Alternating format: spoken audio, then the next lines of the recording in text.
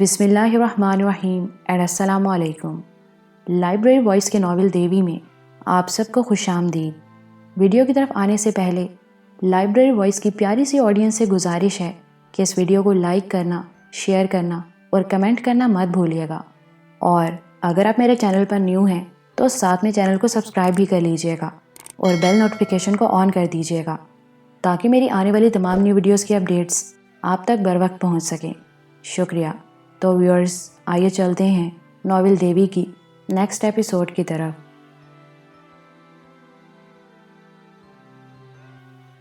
اس نے کال بیل پر انگلی رکھی۔ دروازہ کھولنے والا ایک ادھیڑ عمر شخص تھا۔ شانی دیکھتے ہی سمجھ گئی کہ یہی سیف اللہ ہوگا۔ وہ اکہرے بدن کا تھا، بال سفید تھے، بس کہیں کہیں سیاہی نظر آتی تھی۔ کسی وقت وہ ایک خوبرو شخص رہا ہوگا، مگر اب بڑھاپے اور مالی مشکلات نے اس کے چہرے کو عام سا چہرہ بنا دیا تھا۔ کئی تلخ سلوٹیں اس کے چہرے پر موجود تھیں۔ جی، کس سے ملنا ہے آپ کو؟ اس نے چونکے ہوئے لہجے میں پوچھا۔ وہ شانی کو کل والے قصے کے حوالے سے پہچان نہیں پایا تھا۔ میں آپ ہی سے ملنے آئی ہوں، آپ کا زیادہ وقت بھی نہیں لوں گی۔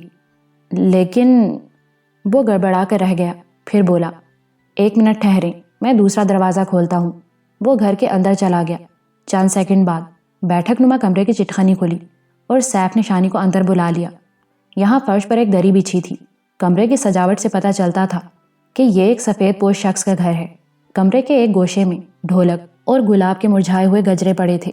غالباً پرسوں ہونے والی شادی کے سلسلے میں یہاں ڈھولک بجتی رہی تھی۔ سیف نے شانی کے سامنے بیٹھتے ہوئے کہا، ہاں بیٹی، میں تمہاری کیا خدمت کر سکتا ہوں؟ آپ کا بیٹی کہنا اچھا لگا ہے، شانی نے ممنونیت سے کہا۔ بیٹی کو بیٹی نہیں کہوں گا تو اور کیا کہوں گا؟ میں بھی آپ کو باپ کی جگہ سمجھ کر آپ سے ایک بات کہنے آئی ہوں۔ میں آپ سے راجو کے بارے میں کچھ کہنا چاہتی ہوں۔ سیف کا رنگ ایک دم سفید پڑ گیا۔ وہ شانی کو غصیلی نظروں سے تکتا رہا، پھر اس نے خشک ہونٹوں پر زبان پھیری اور بولا، تم کیا لگتی ہو راجو کی؟ کچھ بھی نہیں، میرا کوئی رشتہ تعلق نہیں ہے۔ وہ میرے لیے اسی طرح اجنبی ہے جیسے آپ کی بیٹی کوکب۔ بس ایک اتفاق کی وجہ سے مجھے کچھ دن راجو کی حویلی میں رہنا پڑا ہے۔ میں نے وہاں رہتے ہوئے راجو کو دیکھا اور پرکھا ہے، اور اس کی سچائی اور محبت کو محسوس کیا ہے جو اس کے دل میں آپ لوگوں کے لیے موجود ہے۔ کیا تم اس کی وکالت کرنے کے لیے یہاں آئی ہو؟ سیف کا لہجہ بگڑ گیا۔ نہیں انکل، میں آپ کو یہ بتانے آئی ہوں کہ وہ نشتر ہسپتال میں بے ہوش پڑا ہے۔ کبھی لگتا ہے بچ جائے گا، کبھی لگتا ہے ختم ہو جائے گا۔ اس کی حالت نازک ہے۔ اس نے جو کچھ کیا غلط کیا ہے، لیکن اس سے کم از کم اتنا تو ضرور ثابت ہوتا ہے کہ وہ لڑکیوں کے پیچھے بھاگنے والا کوئی آوارہ گرد نہیں ہے۔ وہ آپ کی بیٹی کو دل سے چاہتا ہے اور اسے اپنانا چاہتا ہے۔ دیکھو، اس خبیث کے ساتھ میری بیٹی کا نام تمہاری زبان پر نہ آئے۔ سیف نے وارننگ دینے والے انداز میں اپنی انگلی شانی کی طرف اٹھائی۔ غصے سے اس کا سارا وجود لرز رہا تھا۔ معاف کیجیے انکل، آپ کی بیٹی کے ساتھ اس کا نام آ چکا ہے۔ میں آپ سے صرف یہ کہنا چاہتی ہوں کہ آپ مجھے دیکھنے میں بڑے اچھے لگتے ہیں۔ آپ کے سینے میں دل بھی بہت اچھا ہوگا۔ آپ اپنی انا کو ایک طرف رکھ کر ٹھنڈے دل سے سوچیں۔ آپ ان بچوں کو بے گناہی کی سزا دے رہے ہیں۔ اگر اس سارے معاملے میں کوئی قصوروار تھا تو وہ چودھری حشام تھا۔ بلا شبہ اس نے آپ کے ساتھ ناروا سلوک کیا، آپ کے ساتھ بدتمیزی سے بولا اور ڈرایا دھمکایا۔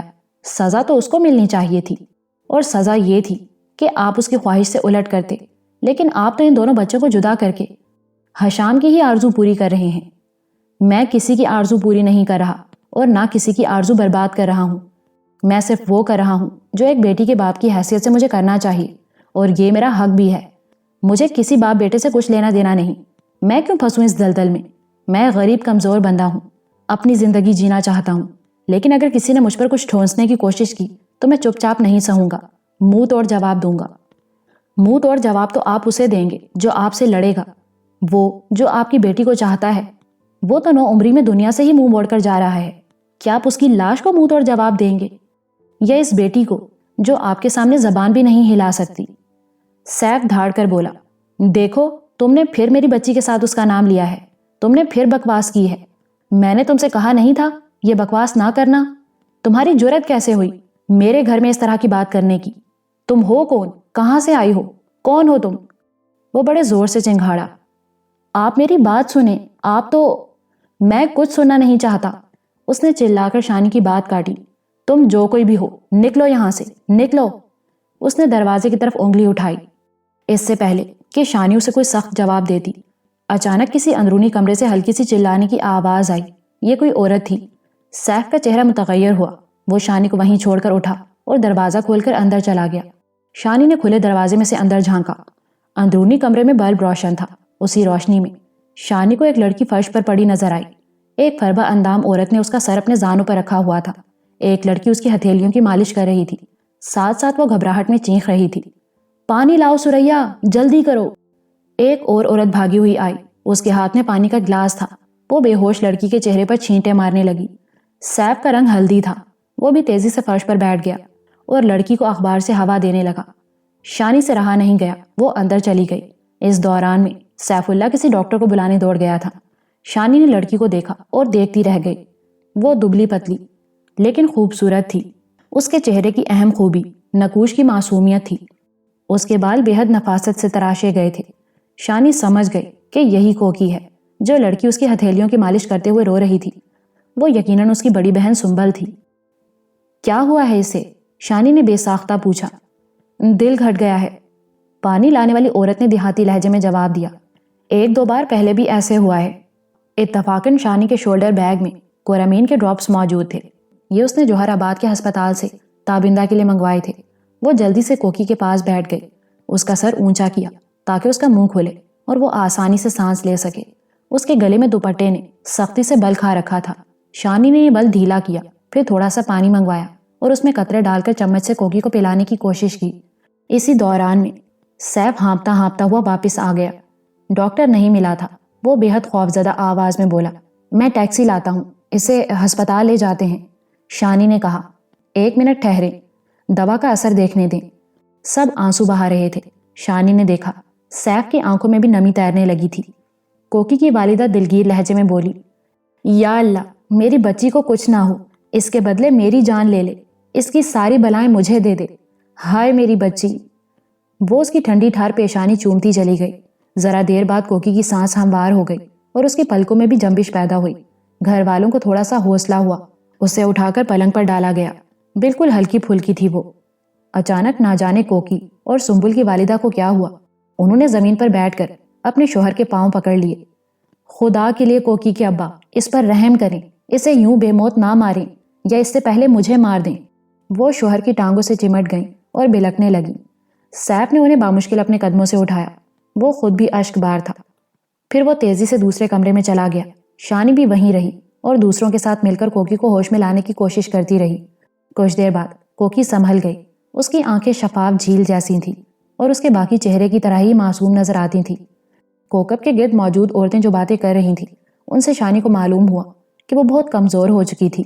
اسی کمزوری کے سبب اسے ایک دو دفعہ پہلے بھی غشی کی کیفیت سے گزرنا پڑا تھا. ہاتھ پاؤں بالکل ٹھنڈے ہو جاتے تھے، رنگ زرد ہو جاتا تھا. ابھی تھوڑی دیر پہلے اس نے اپنے ابا جی کو بیٹھک میں گرجتے برستے سنا تھا اور بیچاری کو پھر اختلاج قلب ہو گیا تھا. وہ بیٹھے بیٹھے بے ہوش ہو گئی تھی. پورے گھر میں سوگواری کسی کیفیت تاری ہو گئی. سسکیاں سنائی دے رہی تھیں. یہ شادی والا گھر تھا اور یہاں صفے ماتم بچھی ہوئی تھی. ایک نادیدہ خوف تھا جس نے گھر کی خواتین کو آسیب کی طرح جکڑ رکھا تھا. وہ دھیمی آواز میں باتیں کرتی تھیں اور گاہے بگاہے سوالیہ نظروں سے شانی کو دیکھنے لگتی تھیں. سنبل نے آنسو بہاتے ہوئے پوچھا. باجی، ابو جی آپ سے غصہ ہو رہے تھے؟ شانی نے اسبات میں سر ہلایا. کیوں بیٹی؟ سریا نامی عورت نے پوچھا. بس میرا ہی قصور تھا، شانی اشک بار ہو کر بولی. آپ کہاں سے آئی ہیں؟ سنبل نے پوچھا. وہ دلکش آواز کی مالک تھی. ہسپتال سے، جہاں راجو زندگی اور موت کی لڑائی لڑ رہا ہے. اس سے پہلے کہ شانی سے کوئی اور سوال پوچھا جاتا وہ تیزی سے واپس بیٹھک نما کمرے میں آ گئی. سیف بڑے غمناک انداز میں گھٹنوں پر سر ٹکائے بیٹھا تھا. شانی چند سیکنڈ کھڑی رہی، پھر اس کے قریب ہی کرسی پر بیٹھ گئی. دھیمی آواز میں بولی. ابھی آپ کی بیوی نے جو بات کہی ہے وہی میں بھی آپ سے کہتی ہوں. خدا کے لیے اپنی بیٹی پر رحم کریں، اسے یوں بے موت نہ مرنے دیں. کیا کروں میں، کیا کروں؟ سیف کراہتی ہوئی بلند آواز میں بولا. دیکھیں، آپ پھر بلند آواز میں بات کر رہے ہیں. آپ کے اسی طرح بولنے سے کوکب کو کچھ ہوا ہے. سیف کے تنے ہوئے اعصاب ایک دم ڈھیلے پڑ گئے. اس نے سر جھکا لیا. شانی مسلسل سوالیہ نظروں سے اسے دیکھ رہی تھی. وہ دوبارہ بولی. میں اس کے سوا اور کچھ نہیں کہہ سکتی کہ آپ کسی اور کی طرف دیکھنے کی بجائے صرف اپنی بیٹی کی طرف دیکھیں اور کوئی بہتر فیصلہ کریں. سیف نے سر جھکائے جھکائے کہا. ابھی مجھے اکیلا چھوڑ دو، تم جاؤ یہاں سے، میری سمجھ میں ابھی کچھ نہیں آ رہا.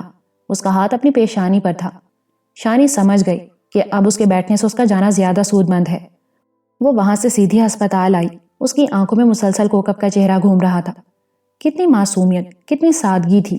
اس کی عمر یقیناً 16 سال کے لگ بھگ ہو چکی تھی، لیکن وہ اپنے چہرے سے بچی نظر آتی تھی، اور یہ بچی خاموشی کی زبان میں اپنے باپ سے کہہ رہی تھی، میرا جرم اتنا بڑا نہیں ہے، مجھے موت کی سزا نہ دو، ابھی میں نے دنیا میں کچھ دیکھا نہیں۔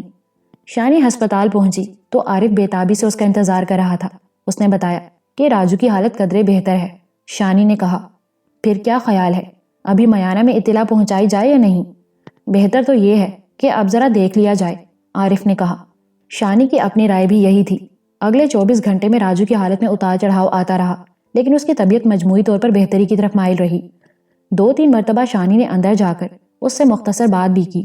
اس نے زبان سے کسی بات کا جواب نہیں دیا، بس اسبات یا نفی میں سر ہلاتا رہا۔ شانی کو دیکھ کر اس کی آنکھوں میں حیرت بھی نمودار ہوئی تھی۔ اس کی آنکھوں کے گوشے مسلسل نم تھے۔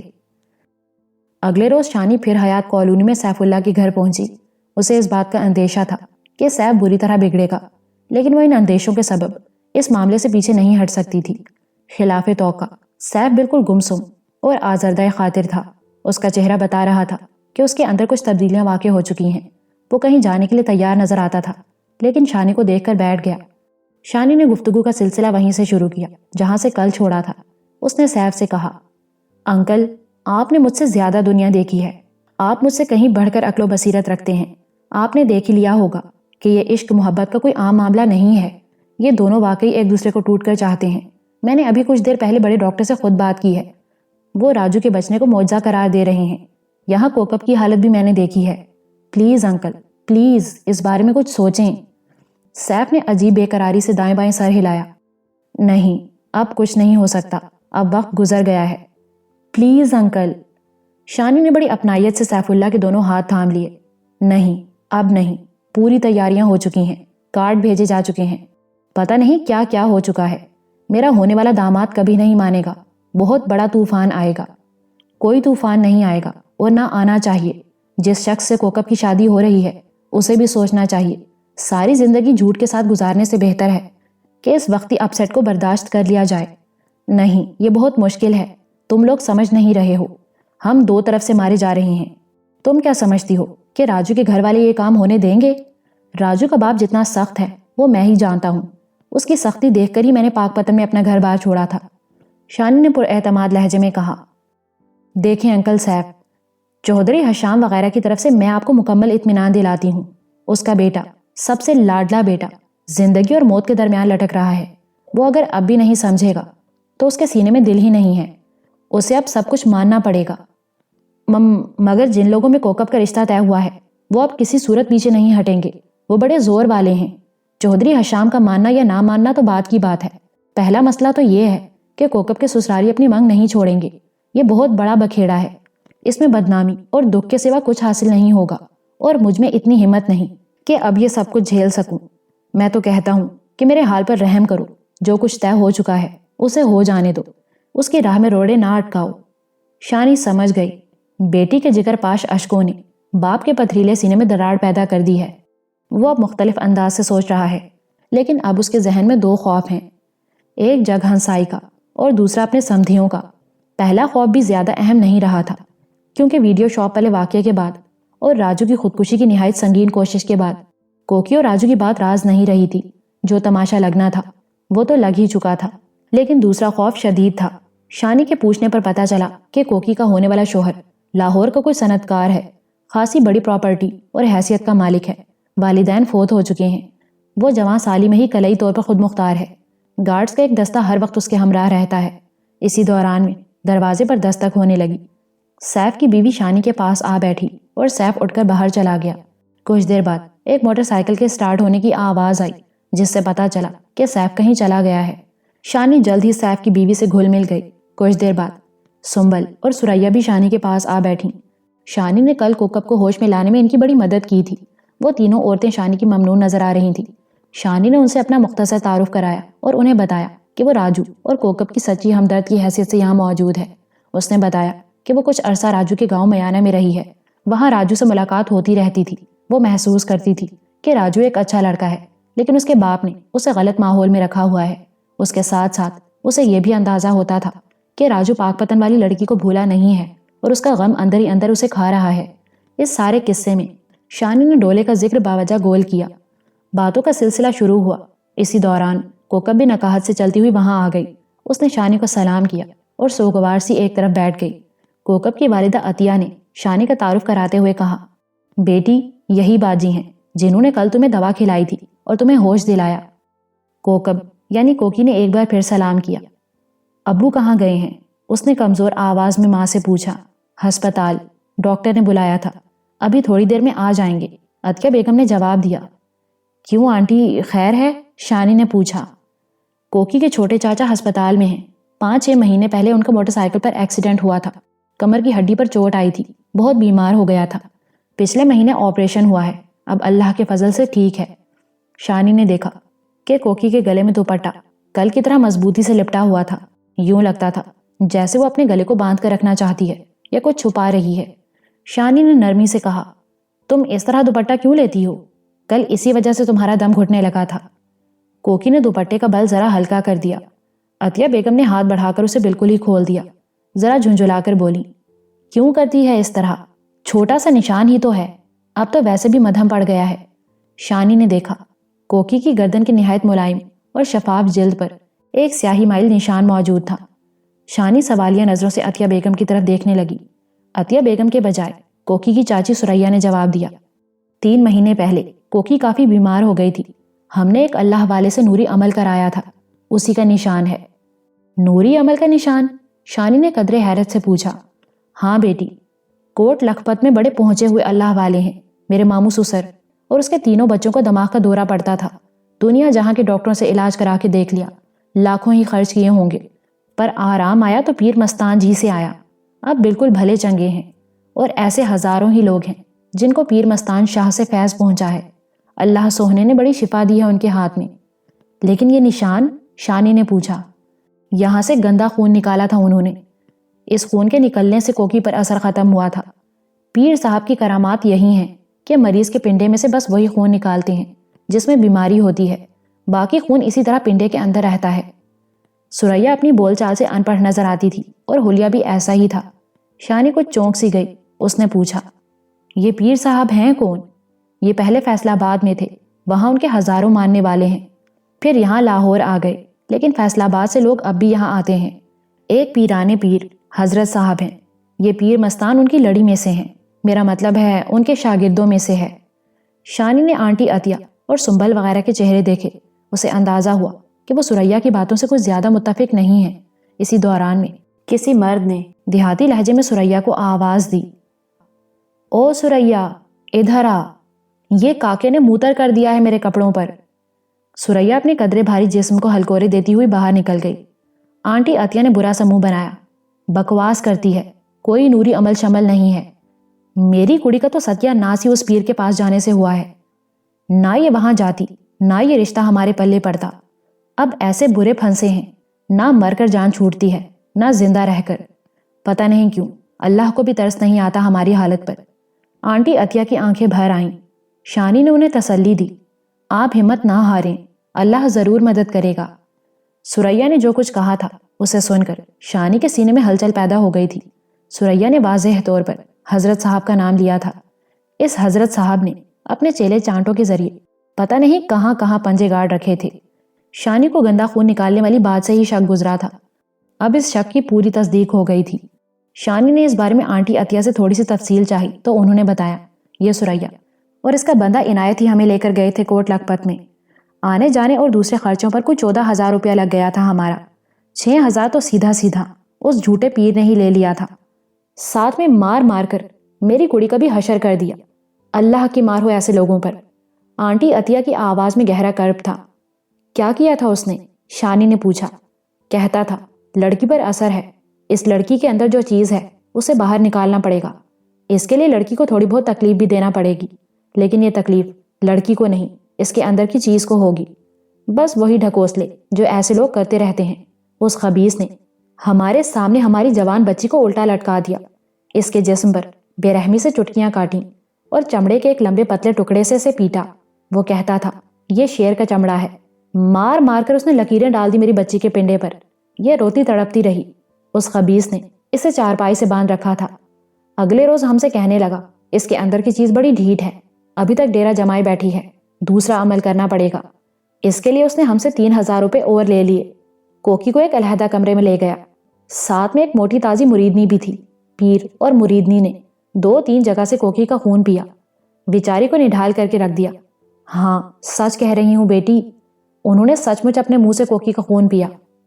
आंटी अतिया ने बड़े दुख के आलम में कोकी के जिस्म पर जख्मों के 3-4 माह पुराने निशान दिखाए। एक निशान बाएं कलाई पर था, दूसरा गर्दन पर, तीसरा निशान दिखाने से वो कासिर थी क्योंकि वो उसकी कमीज के नीचे था। कोकी खामोशी से सर झुकाए बैठी थी और बेबसी की तस्वीर नजर आती थी। आंटी अतिया ने कहा, इतना कुछ करके भी कोकी वैसी की वैसी ही रही। ये बिल्कुल गुमसुम हो गई थी। बैठे बैठे इसके हाथ पांव ठंडे बर्फ हो जाते थे और गश सा आ जाता था। जिस दिन पीर और उसकी मुरीदनी ने खूनी अमल किया, उससे अगले ही दिन होटल में से फिर गश आ गया।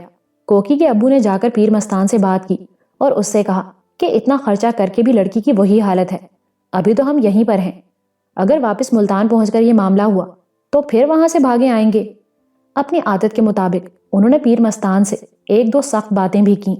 पीर मस्तान ने यह बात मानी कि लड़की को ठीक होकर ही यहाँ से जाना चाहिए। उसने बताया कि बड़े हजरत साहब 3 दिन बाद लाहौर आने वाले हैं, उनसे मुलाकात के लिए हफ्तों पहले टाइम लेना पड़ता है, लेकिन वो कोशिश करके लड़की को दिखा देगा। उसने कहा कि वो इस काम के लिए मजीद रकम भी नहीं लेगा, बस हमें 2-3 दिन मजीद होटल का किराया बर्दाश्त करना पड़ेगा। पीर मस्तान के एक मुरीद ने हमें बताया कि हजरत साहब मुर्दों को भी उठाकर खड़ा कर देते हैं। उनके पास वो खास जूंके हैं जो बड़े से बड़े आसेब और मर्ज को बंदे के खून में से यूं चूसती हैं कि बीमारी का निशान तक बाकी नहीं रहता। इंसानी सूरत की ये 2 हमशक्ल जूंके दूर नजदीक मशहूर हैं और बड़े बड़े नामी लोग इनसे अपना खून चुसवाते हैं। आंटी अतिया ने चंद लम्हे तौक़ुफ़ किया और बोली, हमारी तो बेटा मत ही मारी हुई थी। जो कुछ वो कह रहा था करते जा रहे थे, सब कुछ अपनी आंखों से देखते हुए भी दिमाग काम नहीं कर रहा था। ऐसे लोगों की जबान में पता नहीं क्या जादू होता है, कभी डरा धमकाकर, कभी उम्मीद दिलाकर अपनी बात मनवा लेते हैं। तो फिर आप मजीद 3 दिन के लिए रुक गए? 3 दिन क्या बेटी, 5 दिन लग गए। जिस दिन वो हजरत साहब आए, हम नमाज फजर के वक्त से पीर मस्तान के डेरे पर मौजूद थे। पीर मस्तान का ठिकाना किसी मिजार वगैरह पर नहीं, ये एक बड़ी सी फैशनेबल कोठी है। पूरी कोठी पर हरा रंग किया गया है। दीवारों और दरवाजों पर पता नहीं क्या लिखा हुआ है। सुंबल ने कहा, पीर मस्तान के पीर हजरत कुदरतुल्लाह के कौल लिखे हुए हैं। कुछ तावीज़ों के हिंसे हैं और कुछ अरबी के लफ्ज़ भी हैं, लेकिन कुछ भी समझ में नहीं आता। आंटी अतिया ने बात जारी रखते हुए कहा, हमने करीबन 8 घंटे तक अपनी बारी का इंतजार किया। वहां बहुत रश था। रश की वजह से सुरैया की अपनी तबीयत भी खराब हो गई। उसके बच्चा होने वाला था ना उन दिनों।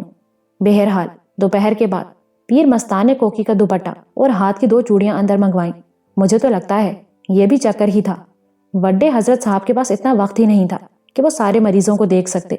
2 घंटे बाद पीर मस्तान खुद बाहर आया और उसने दुपट्टा और चूड़ियां हमें वापस करते हुए बताया कि किसी और अमल वगैरह की जरूरत नहीं है। हजरत साहब ने जो अमल करना था मरीजा की इन चीजों पर कर दिया है। अब तुम लोग जा सकते हो। अव्वल तो कोई शिकायत नहीं होगी, अगर हुई तो पहले टेलीफोन या खत के जरिए राब्ता करना है। अभी हम कोठी से निकल रहे थे कि कोकी को फिर चक्कर आने लगे। मैंने बड़ी मुश्किल से इसे संभाला। पास ही एक बड़ी जीप खड़ी थी। जीप वाले ने दरवाजा खोला और हमें कहा कि कोकी को अंदर सीट पर लेटा दें। ये बड़ी शानदार जीप थी, उसके अंदर ही फ्रिज वगैरह भी था। हमने कोकी को पानी पिलाया और हवा दी, वो संभल गई। जीप वाले शख्स का नाम अमानुल्लाह था। उसके साथ एक और गोरा चिट्टा बंदा भी जीप में बैठा हुआ था। उसके मुंह और हाथों पर छोटे छोटे निशान थे, जैसे कुछ दिन पहले उसे छाले वगैरह निकले हों। ये भी हमारे साथ बड़ी हमदर्दी से पेश आया। उसने हमसे पूछा कि हमें कहाँ जाना है। हमने बादामी बाग वाले लारी अड्डे का बताया। उसने कहा कि हम गवर्नमेंट की बस पर जाएं, वो ज्यादा अच्छी रहेगी। उसने कहा कि वो उसी तरफ जा रहा है, हमें गवर्नमेंट अड्डे पर उतार देगा। रास्ते में उसने एक जगह अपनी जीप रोकी। ये एक बहुत बड़े डॉक्टर की दुकान थी। डॉक्टर जीप वाले का दोस्त था। उसने हमें जीप से उतारा और सीधा डॉक्टर के पास ले गया। डॉक्टर ने बड़ी तवज्जो से कोकी को देखा और कुछ दवाइयां लिखकर दी। उसने कहा, बच्ची बिल्कुल ठीक है, कोई बीमारी शिमारी नहीं है इसे, बस कमजोरी है या परेशानी है। इसकी शादी कर दो, 16 आने ठीक हो जाएगी। डॉक्टर से फारिग होकर हम अड्डे की तरफ रवाना हो गए। जीप वाले दूसरे बंदे का नाम बशीर था। ये लाहौर में एक बहुत बड़े कारखाने का मालिक था। उसने बताया कि वो मुल्तान में भी काम शुरू कर रहा है और आजकल वहीं आता जाता रहता है। वो मुझे बड़े प्यार से माँ जी कह रहा था। उसने कहा, माँ जी अब आपसे मुलाकात होती रहेगी। उसने कोकी के अब्बू को यहाँ मुल्तान का एक पता दिया और कहा کہ وہ اگلے پیر کو یہاں آ کر اس سے ملیں، وہ ان کے لیے کسی نوکری کا انتظام کر سکتا ہے۔ اس نے کوکی کے بارے میں کہا کہ یہ بالکل ٹھیک ہے، اگر احتیاط سے دوائیں کھائے گی تو 2-4 ہفتوں میں بھلی چنگی ہو جائے گی۔ اس نے کہا کہ پیری فقیرے میں بھی بہت ملاوٹ آ چکی ہے، ان میں کچھ لوگ ٹھیک بھی ہوں گے لیکن زیادہ تر فراڈ ہیں یا اناڑی ہیں۔ اس نے کہا کہ اگر ہم نے کبھی کوئی دم درود وغیرہ کرانا ہو تو پھر شاگرد پیشہ لوگوں کے بجائے استاد سے ملنا چاہیے، جیسے خود حضرت صاحب ہیں۔ ہم ملتان واپس آ گئے۔ اس کے بعد ملتان میں ہی کوکی کے ابو کی بشیر سے 2-3 ملاقاتیں ہوئیں۔ بشیر کی پہلی بیوی فوت ہو چکی ہے، اس بیوی سے اس کے 2 بچے ہیں، ایک بچہ ایبٹ آباد میں رہتا ہے، دوسرا بشیر کے پاس ہے۔ بشیر چند دن بعد اپنی جہاز جتنی جیپ لے کر ہمارے گھر بھی آیا، وہ ہم سے بڑی محبت سے ملتا رہا۔ کوکی کے ابو نے تو ملازمت نہیں کی، لیکن کوکی کے ماموں خلیل کو بشیر نے اپنی نئی فیکٹری میں اچھی ملازمت دلا دی ہے۔ اپنے چھوٹے دیور یعنی کوکی کے چاچو کے بارے میں تو میں نے تمہیں بتایا ہی ہے، اس کی کمر کی ہڈی بہت خراب ہو گئی تھی، سرکاری ہسپتال میں دھکے مل رہے تھے اور پرائیویٹ ہسپتال میں آپریشن بہت مہنگا تھا، کم از کم 1 لاکھ روپیہ لگتا تھا۔ یہ آپریشن بھی بشیر کی مدد سے ہوا۔ انہی دنوں میں کوکی کے ابو نے مجھے بتایا کہ بشیر دوسری شادی کرنا چاہتا ہے اور اس کا خیال ہماری کوکب کی طرف ہے۔ میں حیران رہ گئی، کہاں وہ کروڑ پتی اور کہاں ہم کرائے کے ایویں سے مکان میں رہنے والے۔ بے شک کوکی خوبصورت تھی، اب صحت مند بھی تھی، لیکن پھر بھی بات کچھ سمجھ میں نہیں آئی۔ میں نے کوکی کے ابو سے بہت کہا کہ اچھی طرح سوچ سمجھ لیں، بے شک وہ دولت مند ہے لیکن عمر کا کچھ بڑا ہے، رنڈوا ہے اور بچے بھی ہیں، پھر یہ بھی ضروری ہے کہ ہماری بچی کی مرضی ہو۔ مجھے اچھی طرح پتا تھا کہ کوکی کے دل سے اب بھی وہ پاک پتن کے عرس والا لڑکا نہیں نکلا ہے، وہ اس کے لیے چھپ چھپ کر روتی ہے، لیکن تمہیں تو پتا ہے بیٹی، ان مردوں کی سوچیں وکری ہی ہوتی ہیں، عورت کے مشورے کو تو یہ کسی گنتی میں ہی نہیں لاتے۔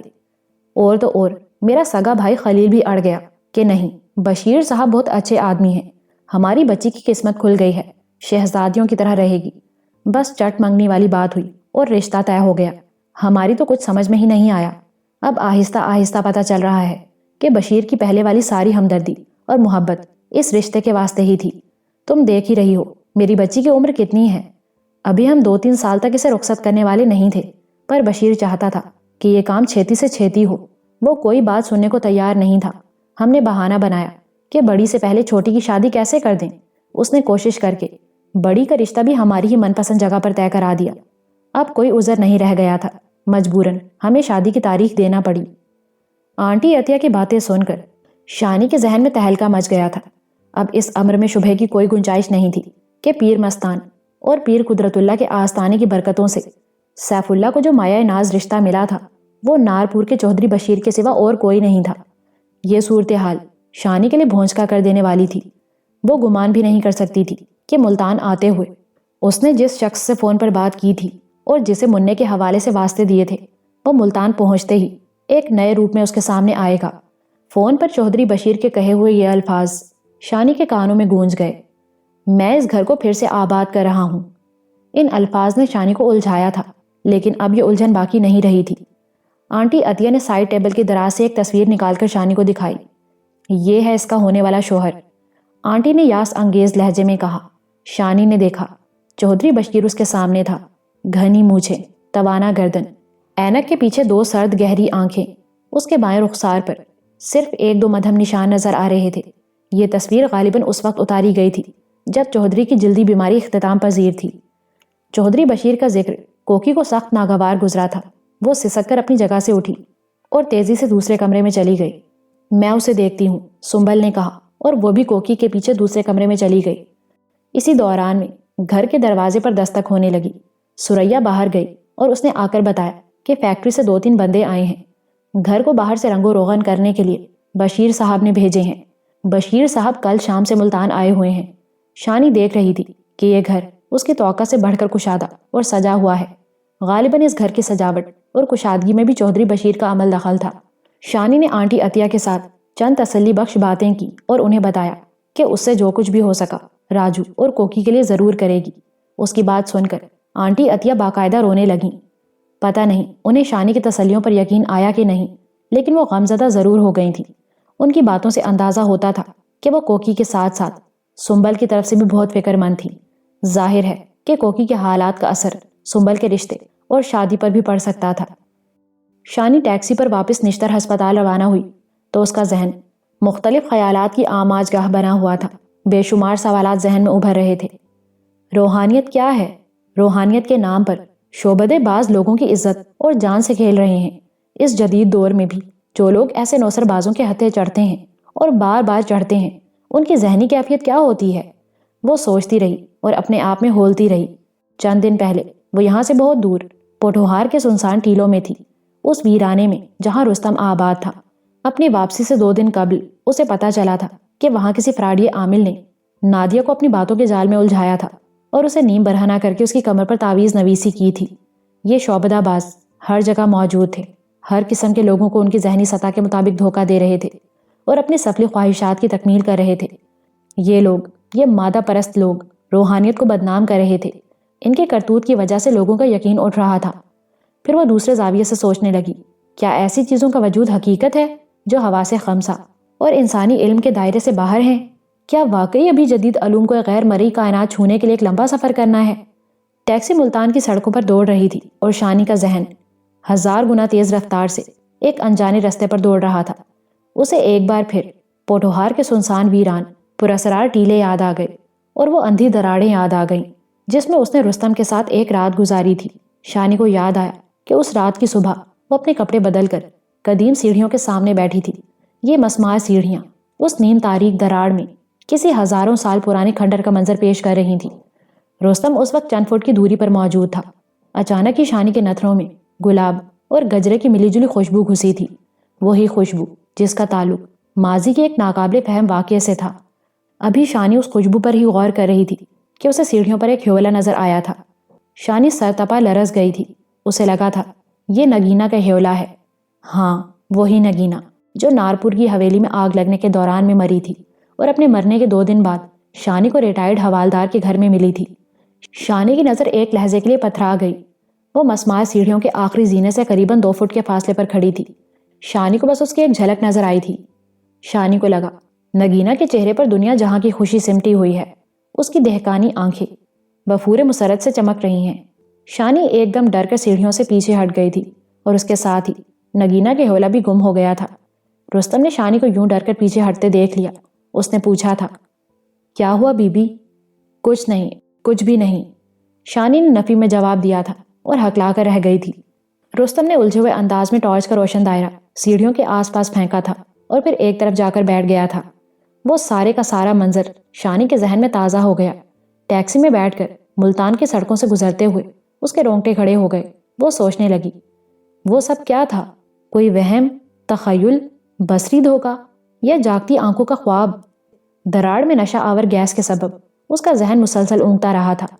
کیا حوالدار کے گھر کی طرح ایک بار پھر اس کے اونگتے ذہن نے کوئی تصوراتی منظر اسے دکھا دیا تھا؟ لیکن رستم، کیا رستم کو بھی نگینا کے حوالے سے دھوکہ ہی ہوا تھا؟ حوالدار کے گھر میں رستم نے جو باتیں کہی تھیں وہ شانی کے کانوں میں گونجنے لگیں۔ ایک بار پھر اس کے جسم کے سارے رونگٹے کھڑے ہو گئے۔ وہ ایسی باتوں پر یقین کرنے کو ہرگز تیار نہیں تھی، لیکن اس نے نفسیات اور بعد النفسیات کے بارے میں بہت کچھ سنا اور پڑھا تھا۔ کیا یہ بھی کوئی ایسا ہی معاملہ تھا؟ اسی الجھے سلجھے معاملے کے بارے میں سوچتی ہوئی وہ نشتر ہسپتال کے پارکنگ لاٹ میں جا پہنچی۔ وہ عارف کے پاس پہنچی تو وہ کچھ پریشان نظر آیا۔ اس نے شانی کو بتایا کہ راجو اب ہوش میں آ چکا ہے، لیکن اس کی ذہنی حالت درست نہیں ہے۔ کیوں، کیا ہوا؟ شانی نے پوچھا۔ ابھی کچھ دیر پہلے اس نے بہت واویلا کیا ہے، ڈرپس وغیرہ اتار دی تھیں، بستر سے اٹھنے کی کوشش کر رہا تھا، کہہ رہا تھا مجھے مر جانے دو، مجھے زہر کا ٹیکہ لگا دو۔ سٹاف نے بڑی مشکل سے اسے سنبھالا اور کوئی سکون آور انجیکشن دیا۔ ابھی تھوڑی دیر پہلے سویا ہے۔ پولیس والا بھی آیا ہوا تھا اس کا بیان لینے کے لیے، لیکن ڈاکٹر نے منع کر دیا۔ شانی اندر گئی۔ وہ بے خبر سو رہا تھا۔ اس کا چہرہ دھلے ہوئے لٹھے کی طرح سفید تھا، کوئی کثافت نظر نہیں آ رہی تھی اس پر۔ اس کی آنکھوں کے نیچے وہ سفید پپڑیاں سی تھیں جو آنسوؤں کے خشک ہونے سے بنتی ہیں۔ یہ چہرہ جیسے خاموشی کی زبان میں شانی سے کہہ رہا تھا، کیا محبت کرنا جرم ہے؟ اگر نہیں تو پھر اس کی سزا اتنی کڑی کیوں ہے؟ کیا لڑکپن میں مر جانا یا ساری عمر سینے میں گھاؤ لے کر زندہ رہنا ہی میرا مقدر ہے؟ نہیں، شانی کے دل نے پکار کر کہا۔ اس کے سینے سے ایک لہر اٹھی۔ اس لہر نے اس کی نس نس میں ایک بے نام توانائی بھر دی۔ وہ راجو کے ہاتھ کو چھوڑ کر ICU سے باہر نکل آئی۔ عارف سامنے ہی کھڑا تھا۔ شانی کے تاثرات دیکھ کر اس نے پوچھا، کیا بات ہے شانی؟ میں ایک کام سے جا رہی ہوں۔ کہاں؟ عارف نے چونک کر پوچھا۔ میں آ کر بتاؤں گی، وہ حتمی لہجے میں بولی۔ لیکن اس طرح اکیلی؟ کسی کو ساتھ لے جائیں۔ نہیں، وہاں مجھے اکیلے ہی جانا ہے، شانی نے کہا اور عارف کو تسلی دے کر ہسپتال سے باہر آ گئی۔ سیف کے گھر میں ہی اسے معلوم ہو گیا تھا کہ چودھری بشیر کل سے ملتان آیا ہوا ہے۔ یہاں ملتان میں اس کی ٹیکسٹائل فرم کا نام وغیرہ بھی شانی کو پتہ چل گیا تھا۔ لاہور کی طرح یہاں بھی چودھری کی رہائش ٹیکسٹائل مل کے ساتھ ہی ایک کوٹھی میں تھی۔ یہ شام کا وقت تھا۔ مزاروں، مسجدوں اور قدیم عمارتوں کا شہر ملتان دھیرے دھیرے جگمگانا شروع ہو گیا تھا۔ ہوا میں خوشگوار حرارت تھی۔ اس نے ٹیکسی لی اور عثمانی ٹیکسٹائل پہنچ گئے۔ وہ صورتحال کا مکمل جائزہ لینے کے بعد اچھی طرح سمجھ چکی تھی کہ موجودہ حالات میں اگر کوکی اور راجو کے ملاپ میں کوئی رکاوٹ ہے تو وہ راجو کا باپ نہیں ہے، چودھری بشیر ہے۔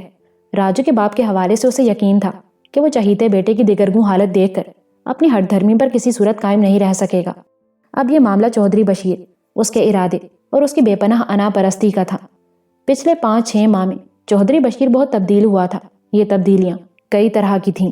چودھری بشیر پیر قدرت اللہ جیسے لوگوں کے خلاف تھا اور انہیں بہروپیہ قرار دیتا تھا، لیکن جب وہ خود جلدی بیماری میں مبتلا ہوا تو اس کی ساری روشن خیالی ڈاواں ڈول ہو گئی۔ اب قدرت اللہ کے بارے میں اس کے خیالات وہ نہیں رہے تھے جو پہلے تھے۔ اسی طرح آج سے 5-6 ماہ پہلے تک وہ شانی پر دل و جان سے فدا تھا، اس کی خاطر اپنی پوری برادری سے ٹکر لینے پر تیار تھا، لیکن اب وہ ایک 16 سالہ لڑکی کو دلہن بنانے کے چکر میں پڑا ہوا تھا۔ وہی جاگیردارانہ سوچ جس میں عورت کو پالتو جانور کی طرح ضرورت کی چیز سمجھا جاتا ہے۔ اور آج اس نیم گرم شام میں شانی اسی چودھری بشیر سے ملنے اور اس سے کچھ سوال پوچھنے جا رہی تھی۔ شانی نے چادر اوڑھی ہوئی تھی اور اس نے پلو میں نقاب کی صورت چہرہ چھپایا ہوا تھا۔ شولڈر بیگ اس کے کندھے پر تھا۔ عثمانیہ ٹیکسٹائل کے ساتھ واقع کوٹھی بہت وسیع تھی۔ اندازہ ہوتا تھا کہ 4 دیواری کے اندر 10-12 کنال رقبہ احاطے کے طور پر موجود تھا۔ کوٹھی کی اصل بلڈنگ ایک طویل ڈرائیو وے سے آگے نظر آ رہی تھی۔ احاطے میں کافی گاڑیاں کھڑی تھیں۔ اندازہ ہوتا تھا کہ یہاں کوئی تقریب وغیرہ ہے۔ ایک طرف 3-4 کنال کے رقبے میں ایک کنات بھی دکھائی دے رہی تھی۔ گیٹ کے سامنے شانی ٹیکسی سے اتری اور کرایہ دے کر کوٹھی کی سمت آئی۔ گیٹ پر موجود 2 تنومند گارڈز اس کی طرف متوجہ ہوئے۔ جی میڈم، ایک گارڈ نے اسے سرتپا گھور کر پوچھا۔ مجھے چودھری بشیر صاحب سے ملنا ہے۔ آپ نے ٹائم لیا ہوا تھا؟ ایک گارڈ نے پوچھا۔ شانی نے نفی میں سر ہلایا اور ایک پرچی گارڈز کی طرف بڑھا دی۔ یہ چودھری بشیر کو دکھا دیجئے۔ پرچی پر شانی نے اپنا اصل نام شہناز ارشاد لکھا تھا۔ گارڈ پرچی لے کر چلا گیا۔ اس کی واپسی میں کافی دیر ہوئی۔ شانی کو احاطے سے ابھرنے والی مدھم آوازیں سنائی دے رہی تھیں۔ یوں محسوس ہوتا تھا کہ رنگ برنگی کنات کے پیچھے کوئی کھیل تماشا ہو رہا ہے اور وہاں کافی تعداد میں تماشائی موجود ہیں۔ یہ تماشائی گاہے بگاہے تالیاں بجاتے تھے یا نعرہ ہائے تحسین بلند کرتے تھے۔ کنات کے پیچھے دودھیا روشنی نظر آ رہی تھی اور ہلکا سے میوزک بھی تھا۔ کافی انتظار کے بعد گارڈ واپس آیا اور شانی کو اندر لے گیا۔ شانی دھڑکتے دل کے ساتھ کنات تک پہنچی۔ کنات کے پیچھے کا منظر چونکا دینے والا تھا۔ یہاں کھلی جگہ پر آرام دہ کرسیاں اور صوفے وغیرہ لگے تھے۔ کرسیوں اور صوفوں کے درمیان کافی وسیع جگہ خالی تھی۔ اس خالی جگہ کو ایک 6 فٹ اونچے آہنی جنگلے کے ذریعے باقی پنڈال سے علیحدہ کیا گیا تھا۔ یہاں ریلیکسنگ والا ایک بڑا گدا بچھا ہوا تھا اور مختصر کپڑوں میں 2 یورپین لڑکیاں کشتی میں مصروف تھیں۔ ان کے سنہری بال بکھرے ہوئے تھے۔ وہ بری طرح ہانپ رہی تھیں، لیکن ایک دوسرے کو زیر کرنے کے لیے ایڑی چوٹی کو زور لگا رہی تھیں۔ پنڈال کی اگلی قطار میں جو آرام دہ صوفے رکھے تھے ان پر کوئی یورپین اور مقامی مہمان تشریف فرما تھے۔ ان سفید فام مرد و زن کے درمیان شانی کو چودھری بشیر بھی نظر آیا۔ وہ سفید براق شلوار قمیص میں ٹانگ پر ٹانگ چڑھائے بیٹھا تھا۔ اس کا سنہری خصہ ٹیوب لائٹس کی دودھیا روشنی میں دمک رہا تھا۔ شانی نے 15-20 میٹر کی دوری سے چودھری بشیر کی طرف دیکھا، لیکن وہ تماشے میں بری طرح مگن تھا۔ یوں لگتا تھا کہ اسے شانی کی آمد کی خبر ہی نہیں، یا وہ جان بوجھ کر نظر انداز کر رہا ہے۔ شانی کو بعد میں پتہ چلا چودھری بشیر کو خبر ہی نہیں تھی۔ دراصل وہ دیگر مہمانوں کی طرح نشے میں ڈوبا ہوا تھا۔ اس کے ملازم نے اسے شانی کے نام والی پرچی دکھائی اور اس نے ٹھیک سے پڑھے بغیر اثبات میں سر ہلا دیا۔ ملازم نے سمجھا کہ اسے شانی کو لانے کا اذن مل گیا ہے۔ شانی خاموشی سے وہاں کھڑی یہ طوفان بدتمیزی دیکھتی رہی۔ یوں لگتا تھا یہاں باقاعدہ شرطیں وغیرہ لگی ہوئی ہیں۔ سفید فام مہمانوں سمیت بہت سے لوگ زبردست جوش و خروش کا مظاہرہ کر رہے تھے۔ سرخ لباس والی لڑکی کی دونوں اوریاں ٹانگیں دوہری ہو کر اس کی پیشانی سے چھو رہی تھی اور وہ خود کو چھڑانے کی سر توڑ کوشش کر رہی تھی، مگر دوسری لڑکی حاوی نظر آتی تھی۔ یہ ٹی وی پر دکھائی جانے والی نورا کشتیوں جیسی فائٹ نہیں تھی، اس میں حقیقی غیظ و غضب اور زور آزمائی نظر آ رہی تھی۔ دونوں لڑکیاں زور آزمائی کے دوران میں فرط غضب سے چیخ بھی رہی تھیں۔ 1-2 منٹ تک یہ شدید کشمکش جاری رہی۔ ہوا کی 2 بیٹیاں درجنوں مردوں کے سامنے اپنے وقار اور نسوانیت کا تیا پانچا کرتی رہیں۔ پھر مقامی ریفری نے گنتی کی اور تماشائیوں کے بلند شور میں ایک لڑکی کو فاتح قرار دے دیا۔ چودھری بشیر کے قریب بیٹھا ہوا ایک سفید فام جوڑا اٹھ کر خوشی سے ناچنے لگا۔ دونوں نے جوشیلے انداز میں ایک دوسرے سے کئی طویل بوسے لیے اور ہرے کے نعرے بلند کیے۔ اندازہ ہوتا تھا کہ یہ جوڑا کوئی بڑی شرط جیت گیا ہے۔ ہارنے والی لڑکی مردانہ چال چلتی اور لنگڑاتی ہوئی ایک طرف اوجھل ہو گئی۔ جیتنے والی اپنے ساتھی مردوں کے کندھوں پر سواری کرنے لگی۔ شانی نے سوچا کہ شاید اب چودھری اس کی طرف متوجہ ہوگا، لیکن وہ تو اپنے غیر ملکی مہمانوں کے ساتھ جام لنڈھانے میں مصروف تھا۔ غیر ملکی مہمانوں میں 1-2 عورتوں کے لباس موسم کی نسبت سے بے حد مختصر تھے۔ ایک عورت کی اریاں ٹانگوں پر، اس کے ساتھی مرد کے ہاتھ مسلسل رینگ رہے تھے، ساتھ ساتھ وہ مینوشی بھی جاری رکھے ہوئے تھا۔ اسی دوران میں دوسری کشتی شروع ہو گئی۔ یہ مردانہ کشتی تھی۔ ایک مقامی پہلوان تھا اور دوسرا انگریز۔ مقامی پہلوان کا جسم خاصا کثرتی تھا اور وہ جدید کشتی میں طاق نظر آتا تھا۔ تماشائی ایک بار پھر اس کھیل میں پوری طرح غرق ہو گئے۔ اپنے اپنے پہلوان کے حق میں جوشیلے نعرے بلند کیے جانے لگے۔ یہ رومن سٹائل کی کشتی تھی، جس میں حریف کو ضربات نہیں لگائی جاتی، صرف پچھاڑا جاتا ہے۔ ایک گارڈ کے کہنے پر شانی ایک طرف پڑی خالی کرسیوں کی طرف بڑھی اور بیٹھ گئی۔ کشتی دم بدم زور پکڑ رہی تھی۔ ہیجان خیز میوزک ان مناظر کو اور بھی تاثر انگیز بنا رہا تھا۔ شانی سمجھ گئی تھی کہ وہ غلط وقت پر یہاں آ گئی ہے۔ وہ اٹھنے کے بارے میں سوچ ہی رہی تھی کہ اچانک کوٹھی کی طرف سے 2-3 افراد کے چلانے کی آواز آئی۔ پھر کوئی عورت خوفزدہ انداز میں چیختی چلی گئی۔ بہت سے تماشائی مڑ کر کوٹھی کی عمارت کی طرف دیکھنے لگے۔ عمارت کا داخلی دروازہ بامشکل 15-20 قدم کے فاصلے پر تھا۔ میوزک تھم گیا۔ ریفری نے کشتی رکوا دی۔ یکایک کوٹھی کے کسی اندرونی حصے سے کوئی بڑا شیشہ ٹوٹنے کی آواز آئی اور اس کے ساتھ ہی 2-3 عورتیں مل کر چلانے لگیں۔ دیکھتے ہی دیکھتے پورے پنڈال میں سراسیمگی پھیل گئی۔ لمبا تڑنگا چودھری بشیر نشے میں ڈولتا اور لمبے ڈگ بھرتا ہوا داخلی دروازے کی طرف بڑھا۔ تمام تماشائی بھی اکھاڑے کی طرف سے منہ پھیر کر عمارت کی طرف دیکھنے لگے تھے۔ سراسیمگی کی کیفیت بڑھتی جا رہی تھی۔ کوٹھی کے اندر سے ایک شخص تیزی سے باہر نکلا۔ یہ کوئی ملازم تھا۔ اس کی پیشانی سے خون بہہ رہا تھا۔ اس نے خوفزدہ انداز میں بشیر سے کچھ کہا اور انگلی سے دائیں طرف اشارہ کیا۔ اسی دوران میں 2-3 افراد مزید باہر نکل آئے اور اسی جانب اشارہ کرنے لگے۔ وہ سب ہانپ رہے تھے اور ان کے رنگ متغیر تھے۔ چودھری بشیر چند لمحے تو متذبذب رہا، پھر وہ 2-3 گارڈز کے ساتھ داخلی دروازے میں گھس گیا۔ زخمی شخص دہشت زدہ انداز میں بار بار چند کھڑکیوں کی طرف اشارہ کر رہا تھا اور کچھ کہہ رہا تھا۔ اسی دوران میں کوٹھی کے عقب سے گرے باؤنڈ کتوں کی آوازیں آنے لگیں۔ شاید انہوں نے بھی اس خوف کو محسوس کر لیا تھا جسے کوٹھی کے ملازمین محسوس کر رہے تھے۔ دفتن شانی کو عمارت کی لمبوتری کھڑکیوں کے عقب سے ایک مدھم آواز سنائی دی اور اس کے رونگٹے کھڑے ہو گئے۔ یہ کسی جانور کی آواز تھی۔ کس جانور کی تھی یہ بات شانی نہیں جان سکی۔ ایک تیش بھری چیختی ہوئی باریک لیکن وحشی آواز۔ ان کھڑکیوں کے پیچھے کوئی تھا اور وہ جو بھی کوئی تھا اس کی موجودگی مکینوں کو سخت ہراساں کر رہی تھی۔ اندر سے اکھاڑ پچھاڑ کی آوازیں آ رہی تھیں اور گاہے بگاہے وہ آواز بھی سنائی دیتی تھی۔ پھر ایک فائر ہوا۔ یہ بڑے بور کی رائفل کا فائر تھا۔ دھماکے کی آواز دور تک گئی۔ یہ فائر لمبوتری کھڑکیوں کے عقب میں ہوا تھا، لیکن اس کے بعد جو کچھ ظہور پذیر ہوا وہ لمبوتری کھڑکیوں کی طرف سے نہیں، دائیں جانب ایک بڑے بلوری دروازے کی طرف سے ہوا۔ ایک زوردار چھناکا ہوا اور ایک 6-7 فٹ اونچا سیاہ جسم تیزی سے باہر آیا۔ شانی کانپ اٹھی۔ یہ ایک کبھی ہیکل جنگلی ریچھ تھا۔ اس کی چھوٹی چھوٹی انگارہ آنکھیں دودھیا روشنی میں چمکی۔ اس کی خوفناک تھوتنی کھلی تھی اور اندر سے لمبے سفید دانت جھانک رہے تھے۔ وہ اتنی تیزی سے حملہ آور ہوا کہ کسی کو سنبھلنے کا موقع ہی نہیں ملا۔ سب سے پہلے اس کی زد میں وہی نیم برہنہ سفید فام لڑکی آئی جس نے شرط جیتنے کے بعد اپنے ساتھی مرد کو کئی طویل بوسے دیے تھے۔ ریچھ نے اسے پنجہ مارا اور اس کا مختصر بالائی لباس ٹشو پیپر کی طرح کئی ٹکڑوں میں تقسیم ہو گیا اور وہ دہشت سے چیختی ہوئی کئی فٹ دور جا گری۔ اس کے بعد ایک مقامی سیٹھ ریچھ کے پنجوں کی ضربات کھا کر سوئمنگ پول میں گرا۔ پھر ایک اور عورت ریچھ کے ہتھے چڑھی۔ یہ مقامی تھی اور اس کی گود میں ایک بچہ بھی تھا۔ ریچھ نے اسے اپنے خونی پنجوں میں دبوچا اور ایک لہجے میں اس کی شہرگ ادھیڑ کر رکھ دی۔ بدنصیب عورت چلاتی ہوئی اوندھے منہ گری۔ بچہ اب بھی اس کی باہوں میں دبا ہوا تھا۔ یہ سب کچھ 2 یا 3 سیکنڈ کے اندر وقوع پذیر ہوا۔ درجنوں تماشائی مڑے اور دیوانہ وار چلاتے ہوئے خونی جانور کی مخالف سمت میں بھاگے۔ شانی بھی بھاگنے والوں میں شامل تھی۔ اس سے 2 قدم آگے وہ لمبی تڑنگی عورت بھاگ رہی تھی جس نے تھوڑی دیر پہلے میدان جیتا تھا۔ شانی 10-15 قدم تک بھاگنے والوں میں شامل رہی، لیکن پھر وہ رک گئی۔ اس کے کانوں میں مسلسل بچے کی دہشت زدہ چیخیں گونج رہی تھیں۔ ممی ممی، وہ مدد کے لیے پکار رہا تھا۔ شانی نے مڑ کر دیکھا، وہ زخمی عورت کے نیچے دبا ہوا تھا، صرف اس کا آدھا چہرہ نظر آ رہا تھا۔ ریچھ کے قاتل پنجے کسی بھی لمحے اس تک پہنچ سکتے تھے۔ یہ سوچنے کا وقت نہیں تھا کہ وہ کس کا بچہ ہے اور اسے کیسے بچایا جا سکتا ہے۔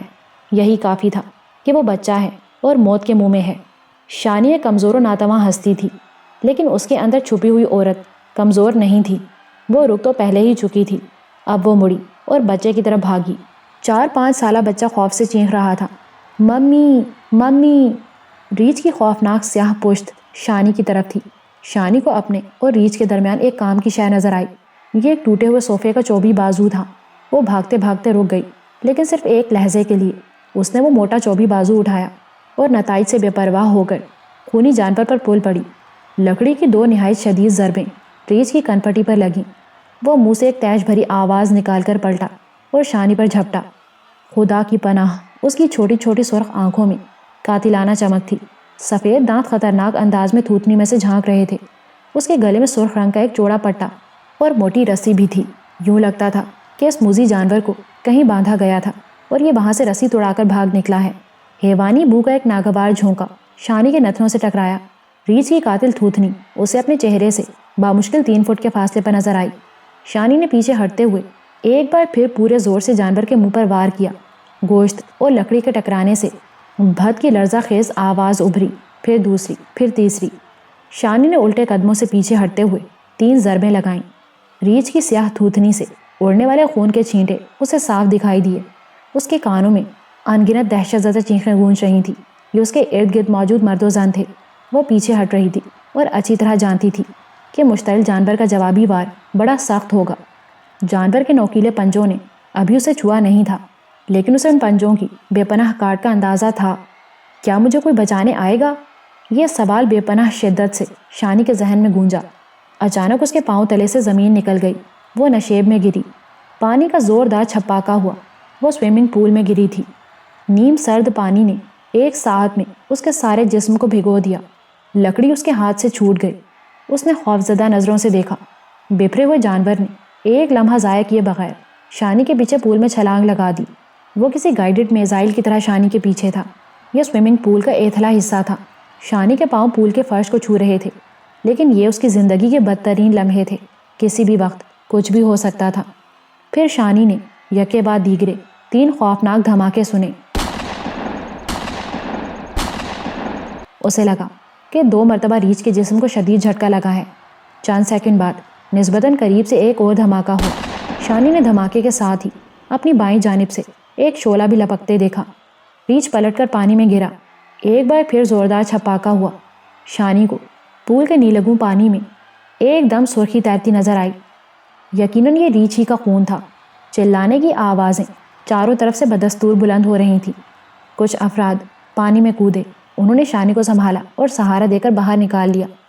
چند افراد اس مقامی سیٹ کو بھی سہارا دے رہے تھے جو خونی جانور کے دھکے سے پانی میں گرا تھا۔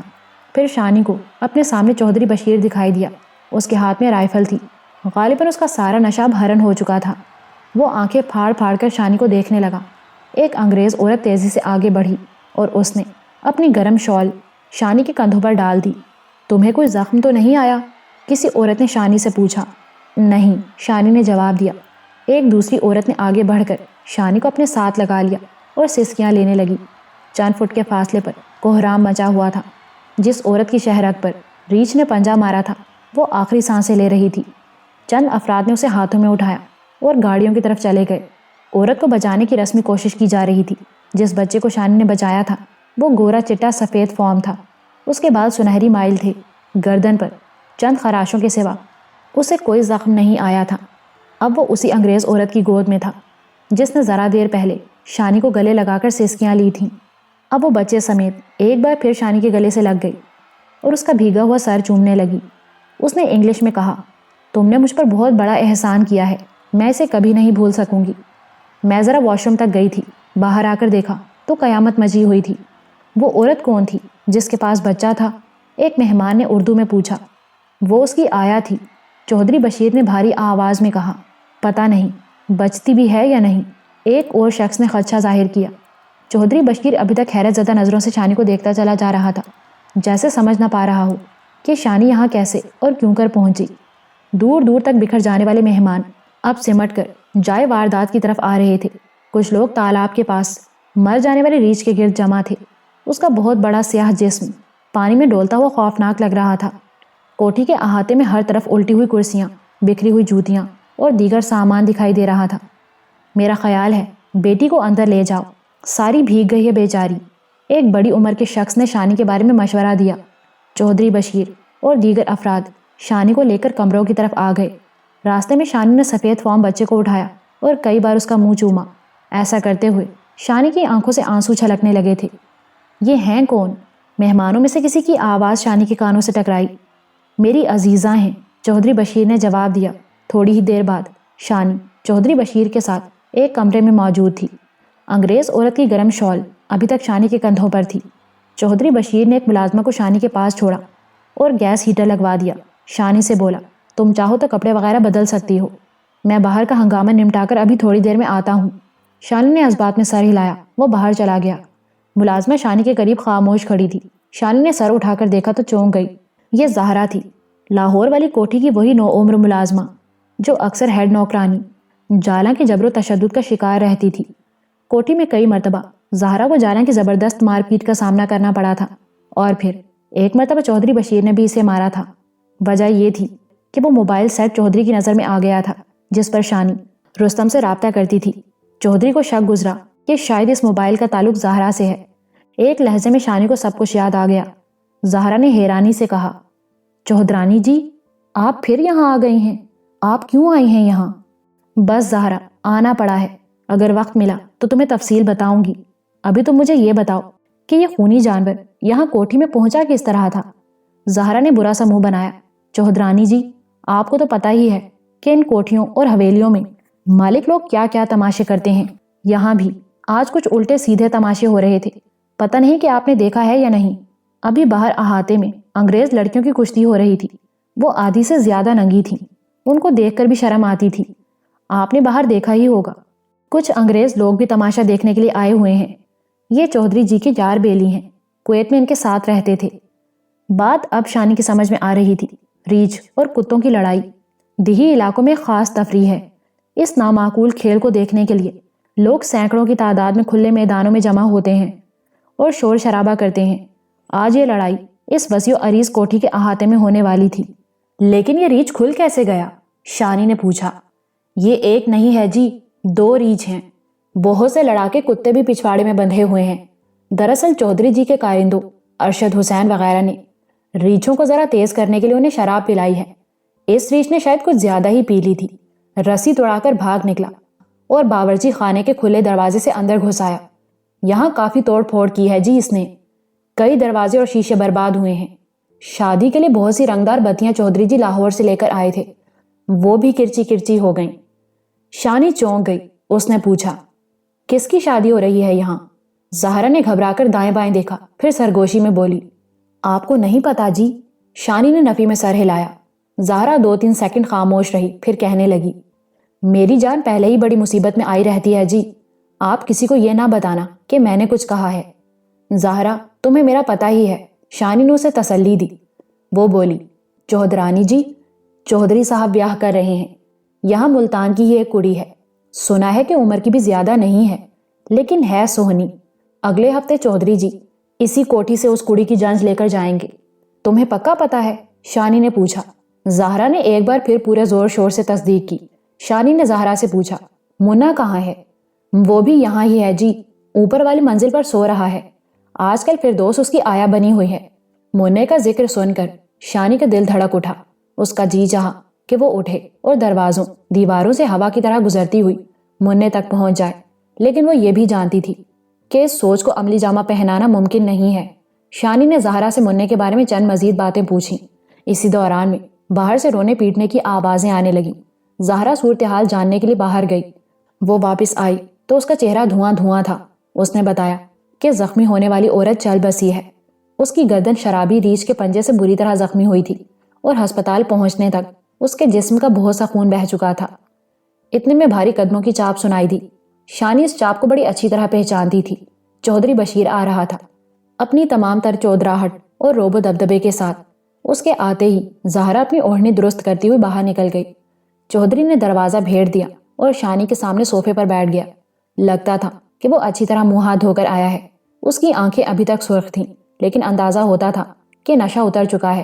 وہ بولا، میرے دماغ میں کئی سوال اٹھ رہے ہیں، لیکن سب سے پہلے تو میں تمہارا شکریہ ادا کرنا چاہتا ہوں کہ تم نے بر وقت ہمت کی اور کوشش کر کے اسٹیفن کے بچے کو موت کے منہ سے بچایا۔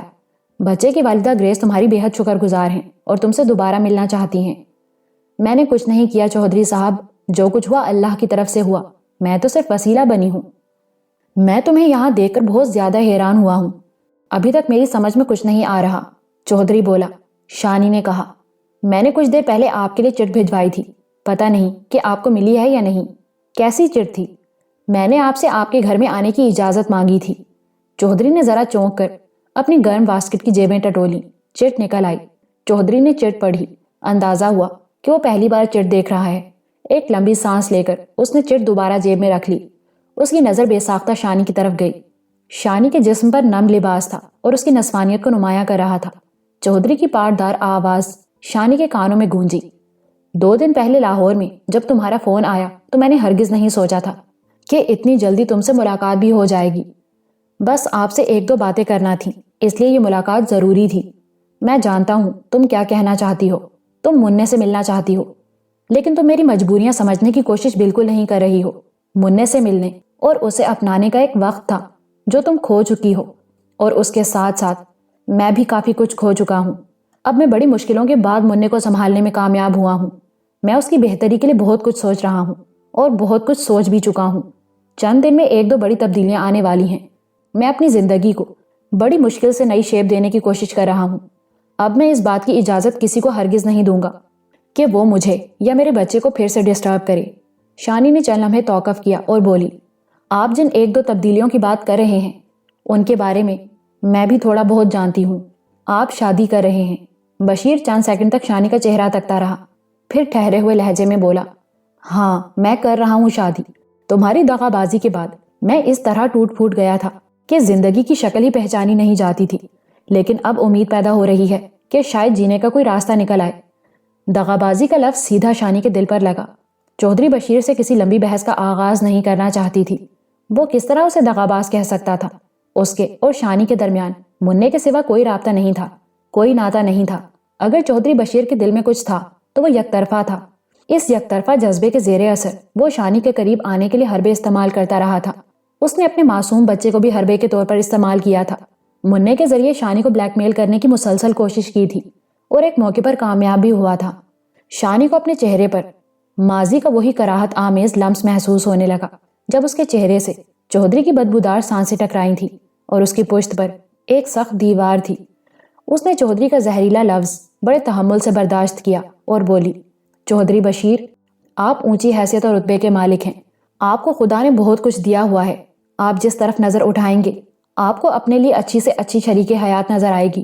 اس حوالے سے آپ کو کسی طرح کی کوئی کمی نہیں ہے۔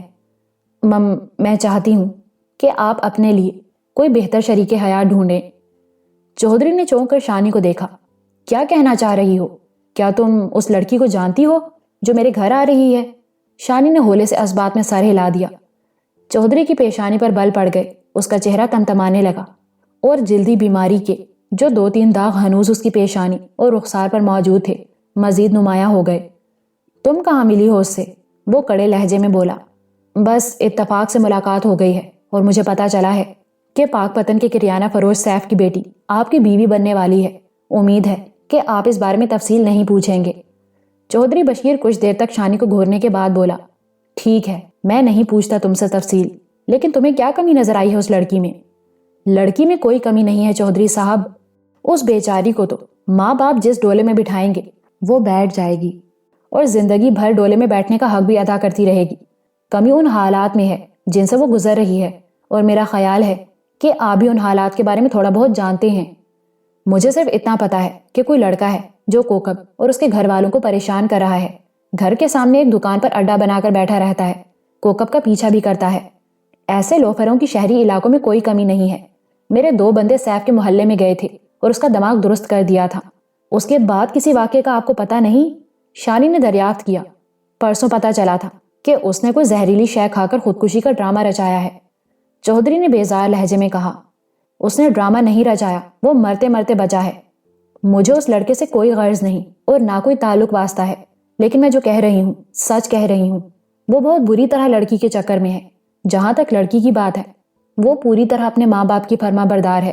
وہ اس کے لیے جو فیصلہ کریں گے وہ اس پر سر جھکا دے گی۔ لیکن شانی کہتے کہتے خاموش ہو گئی۔ بات مکمل کرو، چودھری تحکم سے بولا۔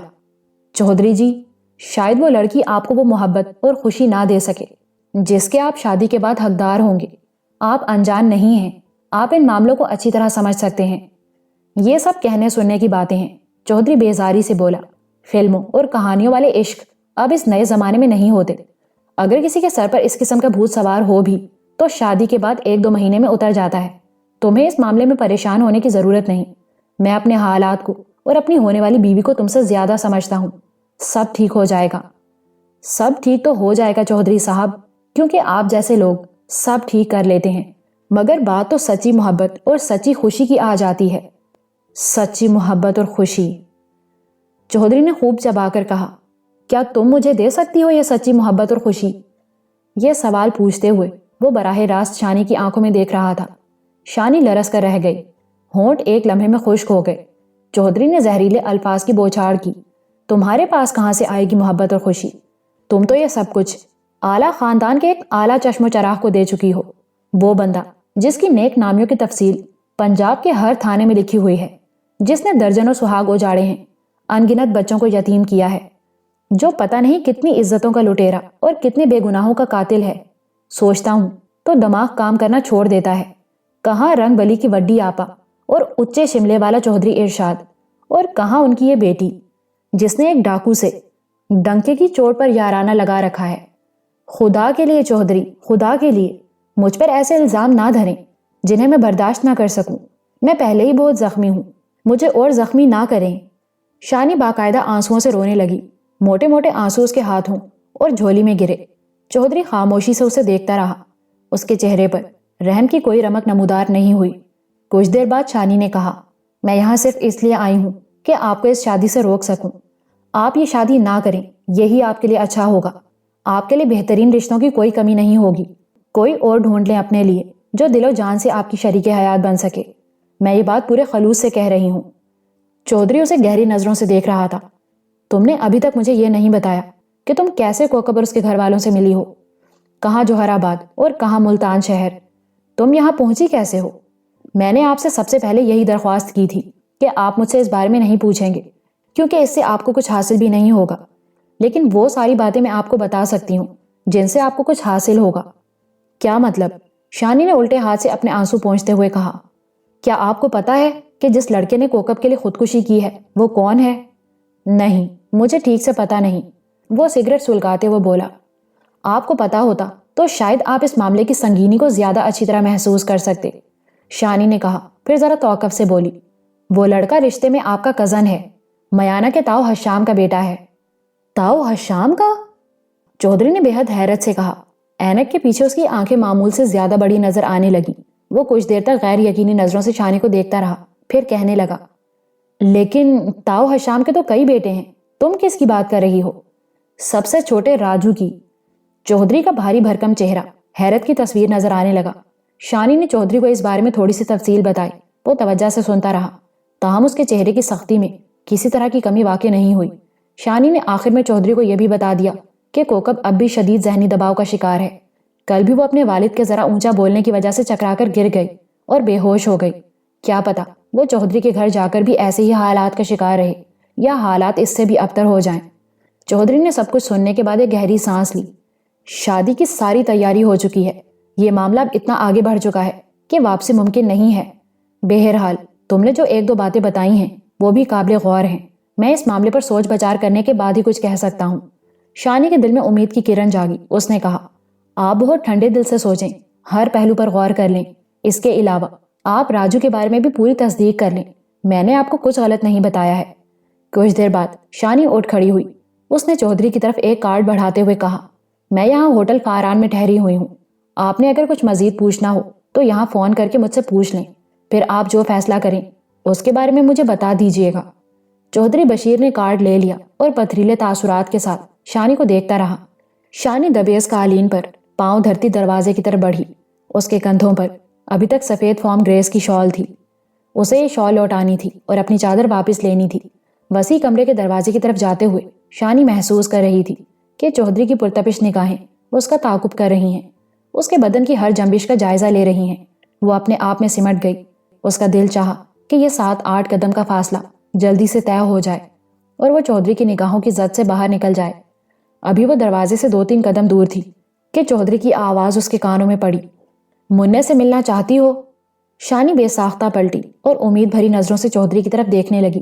اس کا سینہ دھک دھک کرنے لگا تھا۔ چودھری اٹھا اور دھیمے قدموں سے چلتا شانی کے پاس آ گیا۔ اس کی پرتپش نگاہوں نے سر سے پاؤں تک شانی کا جائزہ لیا۔ اس نے بڑی بے باکی سے شانی کا نم کندھا تھاما اور بولا، تم یہ شادی رکوانے کے لیے یہاں آئی ہو؟ مجھے ابھی ٹھیک سے معلوم نہیں کہ تم ایسا کیوں چاہتی ہو۔ بہرحال تمہارے کہنے پر میں یہ شادی روک سکتا ہوں۔ تم منع سے بھی مل سکتی ہو۔ اس کے علاوہ بھی تمہاری جو شرطیں ہوں گی مجھے قبول ہوں گی، لیکن اس کے بدلے میں میری بھی ایک شرط ہے۔ آخری الفاظ کہتے کہتے چودھری کا لہجہ بالکل ڈرامائی ہو گیا۔ شانی اس کو دیکھ رہی تھی۔ گھنی مونچھوں کے نیچے اس نے اپنے موٹے ہونٹوں کو حرکت دی۔ میں سب کچھ بھول کر اب بھی تم سے شادی کرنا چاہتا ہوں۔ اگر تم ہاں کہہ دو تو میں سیف اللہ اور کوکب والے معاملے کو فل سٹاپ لگا دوں گا۔ شانی حیران نگاہوں سے چودھری کی طرف دیکھتی چلی گئی۔ ایک لمحے میں جیسے اس کی رگوں سے سارا خون کسی نے نچوڑ لیا تھا۔ اس کی سمجھ میں کچھ نہیں آیا کہ وہ چودھری کو کیا جواب دے۔ اس کے لب بس تھرا کر رہ گئے، اس سے پہلے کہ وہ چودھری کے کرخت چہرے سے نگاہ ہٹا کر واپس مڑ جاتی۔ چودھری نے بلند آواز میں فردوس کو پکارا اور کہا، منع کو یہاں لے آؤ۔ شانی جیسے پتھرا گئی۔ اسے لگا کہ قدم زمین میں گڑ گئے ہیں، وہ آگے جا سکتی ہے نہ پیچھے۔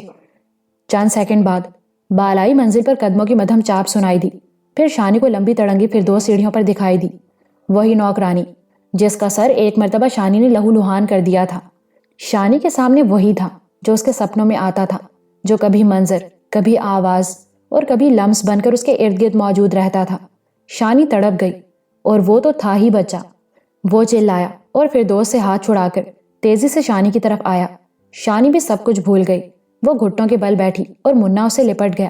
وہ اس سے یوں چمٹا جیسے اس کے جسم کا ہی حصہ ہو۔ شانی اسے بے تحاشا چومنے لگی۔ چودھری نے اشارہ کیا اور فردوس ان تینوں کو کمرے میں چھوڑ کر باہر چلی گئی۔ شانی منع سے پیوست تھی، لیکن محسوس کر رہی تھی کہ چودھری ان دونوں کو گہری نظروں سے دیکھ رہا ہے۔ منا اس سے جدا ہونے کا نام نہیں لے رہا تھا۔ شانی اسے اپنے ساتھ لپٹائے ہوئے صوفے پر آ بیٹھی۔ وہ اس کے بالوں میں انگلیاں چلانے لگی۔ ایک بار پھر اس کا منہ سر چومنے لگی۔ تاتی، تم کہاں چلی گئی تھی؟ میں تم کو ڈھونڈتا رہا۔ میں بڑے دنوں تک روتا رہا، لیکن تم مجھے چپ کرانے کے لیے نہیں آئی۔ تم کیوں نہیں آئی تاتی؟ وہ بڑے معصوم لہجے میں اسے جھنجھوڑتے ہوئے بولا، میں بیمار ہو گئی تھی بیٹا، ہسپتال میں تھی۔ شانی نے اسے بہلایا۔ منع نے ذرا پیچھے ہٹ کر دھیان سے شانی کا چہرہ دیکھا، اپنے چھوٹے چھوٹے ہاتھوں سے اس کے رخسار سے ہلائے۔ اب تو تم بیمار نہیں ہو نا؟ اب تو تم کہیں نہیں جاؤ گی؟ منع نے پوچھا۔ اچھا بیٹا، نہیں جاؤں گی، وہ اسے سینے سے لگاتے ہوئے بولی۔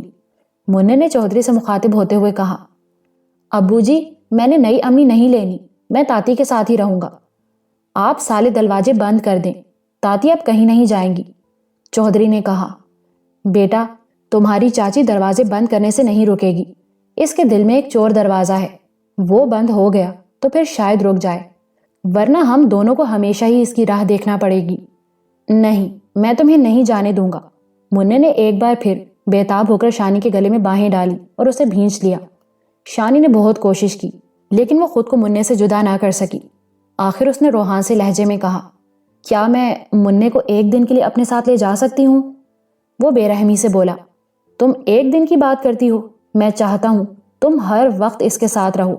اس کا جملہ معنی خیز تھا۔ میں فی الحال ایک دن کی بات کر رہی ہوں، وہ سر جھکائے ہوئے بولی، ٹھیک ہے لے جاؤ، لیکن جو بات میں نے کہی ہے اس پر غور ضرور کرنا۔ اس سے پہلے کہ شانی باہر نکلتی دروازے پر دستک ہوئی۔ چند سیکنڈ بعد وہی انگریز عورت اندر داخل ہوئی جس کے بچے کو شانی نے بچایا تھا۔ اس کی آنکھیں اب بھی سرخ نظر آ رہی تھی۔ یہ گریس تھی۔ اس نے ایک بار پھر تشکر کے انداز میں شانی کے دونوں ہاتھ تھام لیے۔ اس نے بشیر کی طرف ڈبڈبائی آنکھوں سے دیکھا اور بولی، اگر آپ کی اجازت ہو تو میں ذرا دیر مس کے ساتھ بات کر لوں؟ ضرور، چودھری بشیر نے خوش اخلاقی سے جواب دیا۔ آپ نشست گاہ میں آرام سے بات چیت کر لیں۔ گریس نے انگلش میں چودھری کا شکریہ ادا کیا اور شانی کے ساتھ نشست گاہ کی طرف آ گئی۔ منا بدستور شانی کی باہوں میں تھا۔ نشست گاہ میں جانے کے لیے دونوں برآمدے میں پہنچی تو احاطے میں بدستور افراتفری کے آثار نظر آئے۔ تالاب کے کنارے کئی افراد مردہ ریچھ کی لاش کے گرد جمع تھے۔ زیادہ تر مہمان واپس جا چکے تھے، لیکن کچھ ابھی تک یہاں وہاں ٹولیوں کی صورت میں کھڑے تھے۔ دونوں پہلوان عورتیں برآمدے میں ایک جانب لوہے کی کرسیوں پر بیٹھی تھیں۔ اب وہ پورے لباس میں تھیں۔ شانی کی بس ایک نگاہ ان پر پڑی۔ نہ جانے کیوں وہ شانی کو خجل سی نظر آئیں۔ شاید انہیں اس بات کا احساس تھا کہ ایک عام سی دبلی پتلی لڑکی نے ان سے زیادہ دلیری اور جسمانی قوت کا مظاہرہ کیا ہے۔ احاطے میں بکھری ہوئی کرسیوں کو اکٹھا کیا جا رہا تھا۔ شانی اور گریس نشست گاہ میں آ بیٹھیں۔ یہاں گریس کا انگریز شوہر بھی موجود تھا۔ یہ چوڑے شانوں والا ایک دراز قد شخص تھا۔ اس کی آنکھیں ہلکی نیلی تھیں۔ عمر تقریباً 30-32 سال ہوگی۔ اس نے بھی آنکھوں میں آنسو بھر کر شانی کا شکریہ ادا کیا۔ جس وقت ریچھ نے ڈیوی نامی بچے اور اس کے مقامی آیا پر حملہ کیا، یہ شخص چودھری بشیر کے ساتھ کوٹھی کے اندر تھا۔ بعد میں شور شرابہ سن کر یہ لوگ باہر نکلے۔ ریچھ پر ایک گولی چودھری بشیر اور دوسری اسی اسٹیفن نامی شخص نے ایک گارڈ سے رائفل لے کر چلائی تھی۔ وہ تینوں کچھ دیر تک اس جان کا حادثے پر تبصرہ کرتے رہے۔ اسٹیفن نے بھی تصدیق کی کہ ریچھ کے رکھوالوں نے اسے زیادہ مستی میں لانے کے لیے شراب پلائی تھی۔ یہ ایک سنگین معاملہ تھا اور اب چودھری بشیر کے اہلکار کوشش کر رہے تھے کہ اس معاملے کو کسی طرح دبایا جا سکے۔ گریس نے بڑی جذباتی لہجے میں شانی سے کہا، میں اب تمہاری یہ چادر دینے والی نہیں ہوں اور نہ ہی اپنی چادر تم سے واپس لوں گی۔ یہ ہمارے پاس ایک دوسرے کی نشانی رہے گی۔ وہ بہت جذباتی نظر آ رہی تھی۔ شانی کے پوچھنے پر اس نے بتایا، میں اور اسٹیفن انگلینڈ سے آئے ہیں۔ چودھری بشیر سے ہماری دوستی اس وقت کی ہے جب یہ کویت میں تھے۔ یہ ہمیں بہت دفعہ پاکستان آنے کا کہہ چکے ہیں۔ اب یہاں پنڈی میں اسٹیفن اور ان کے دوست رائٹ کو ایک کام بھی تھا۔ ہم نے سوچا یہ دونوں کام ہو جائیں گے۔ گریس دیر تک اپنے بارے میں بتاتی رہی۔ وہ ایک اچھی خاتون لگتی تھی، لیکن پتہ نہیں کیوں شانی کو محسوس ہوا کہ وہ یہاں اپنی آمد کے حوالے سے کچھ چھپا رہی ہے۔ شانی وہاں سے سیدھی ہوٹل پہنچی۔ منا اس کے ساتھ تھا اور شانی کو لگتا تھا کہ پوری کائنات اس کے ساتھ ہے۔ وہ جاگتی آنکھوں سے ایک پھولوں سے لدے ہوئے چھوٹے سے گھر کا جو خواب دیکھا کرتی تھی، اس میں دو ہی تو کردار تھے، ایک منا جو اس کی باہوں میں جھولا جھولتا تھا اور دوسرا فراخ شانوں اور چوڑے سینے والا وہ مرد جو بھاری قدموں سے چل کر آتا اور شانی اور مننے کو ایک ساتھ بڑی محبت سے اپنی باہوں میں سمیٹ لیتا تھا۔